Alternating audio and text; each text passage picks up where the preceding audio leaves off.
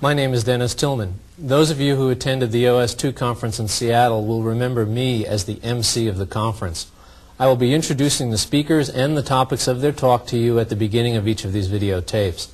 The questions that you asked during the conference, along with our answers to them, will be provided to you in writing along with these tapes.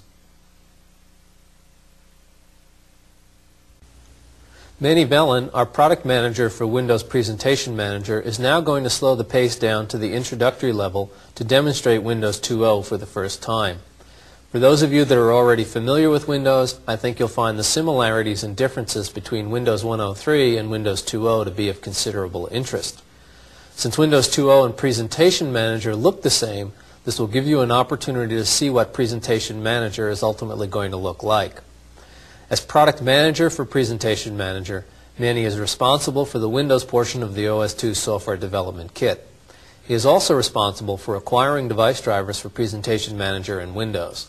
Before joining Microsoft, he spent 2 years developing proprietary Windows applications for Hewlett-Packard's personal software division.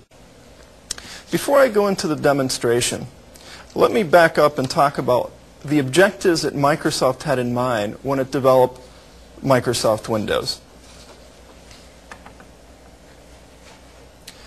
The Microsoft Windows ideal, what Microsoft was trying to accomplish with MS Windows, was to develop an environment that allowed for applications that are highly interactive, consistent, graphical, and that work together.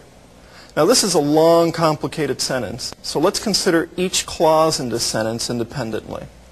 First of all, highly interactive. Now, I'm sure you're all aware of the difference between batch and interactive type applications. However, in Windows and in the Presentation Manager, what we mean by interactive goes considerably further than this. We mean that users' actions should receive very fast visual response on the screen. We mean also that user interfaces should be very intuitive, that when the user does something, he does it in a very natural fashion and that he gets very fast feedback on the screen. Consistent. Now, in many ways, this is the goal of the application style guide, to suggest ways of doing things that are consistent from one application to another. For instance, the way of moving windows, the way of selecting commands. By suggesting common ways of doing this, the Windows environment can provide a very consistent fashion, a very consistent user interface across applications. Graphical. The graphical nature of applications is important not only to applications such as Microsoft Chart or the micrographics applications, but even to other non-graphical applications. Consider a word processor. A user who says that he wants to type with Times Roman 20-point italicized text, what that user wants to see on the screen is not a code that tells him it's Times Roman italicized text. He wants to see Times Roman italicized text. It's very difficult to do this without a graphical system. Even for applications such as databases and spreadsheets, having graphics in the system is very useful as a way of communicating user interface ideas. Finally, applications that work together. The idea here is that if you're writing a word processor, for example, that wants to integrate text and graphics, you shouldn't be forced to write a graphics program just so that you can intermix text and pictures. You'd like to be able to incorporate graphics from any source of graphics in the system. You'd like the system to define a set of data types and a mechanism for interchanging data from one application to another in a simple, straightforward fashion. Keep these objectives in mind as I take you through a tour of Microsoft Windows. Later on, we'll come back to them and we'll see how successful we were in meeting these things. Given that we have these different Windows products or window-like products, we've got Microsoft Windows version 1.0 today. We'll have Microsoft Windows version 2.0 this fall. And in the future, we'll have the Presentation Manager. How do these different products relate to each other? Let's consider the evolution of Microsoft Windows. From the current version of Microsoft Windows, version 1.04, the next step is version 2.0. My diagram shows this as a small step because really the only thing that happens is the user interface changes. There's some things that if you want, you can take advantage of as software developers. Things related to the keyboard interface, for example. They're capabilities that you might want to exploit. You don't have to exploit. I think in the previous talks, you've in fact seen demonstrations of applications written for 1.0 running under version 2.0 of Microsoft Windows. This is a very small step from your perspective, from the API perspective, but from the user interface perspective, it's a relatively large step. It's a step to the new user interface. Beyond Windows 2.0, there's OS2 with the Presentation Manager. This is a much more significant step. We're moving to protected mode. We've got the new API, and there's the new driver interface. I'll talk about these changes in more detail. Suffice to say, though, that that's a much more significant step for you as software developers.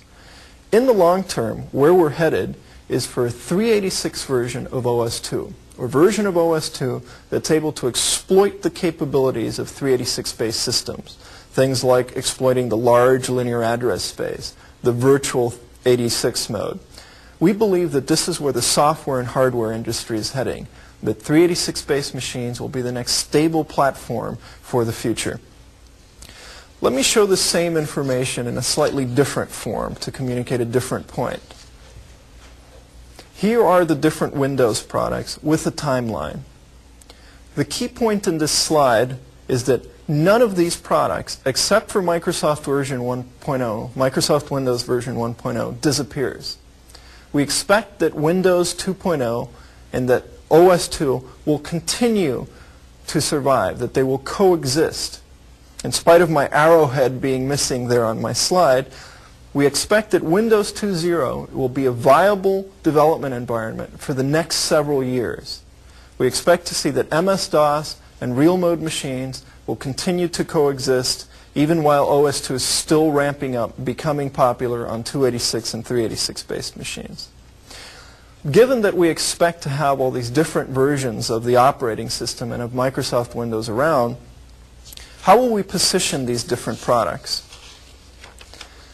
Well, one natural way to position them is simply based on the real versus protected mode nature of the different environments. Microsoft Windows is based on MS-DOS. It's a real mode product. It can run on all the different machines. OS2 requires 286 or 386-based processors. Because of this distinction, there's some corollaries, some other positioning factors.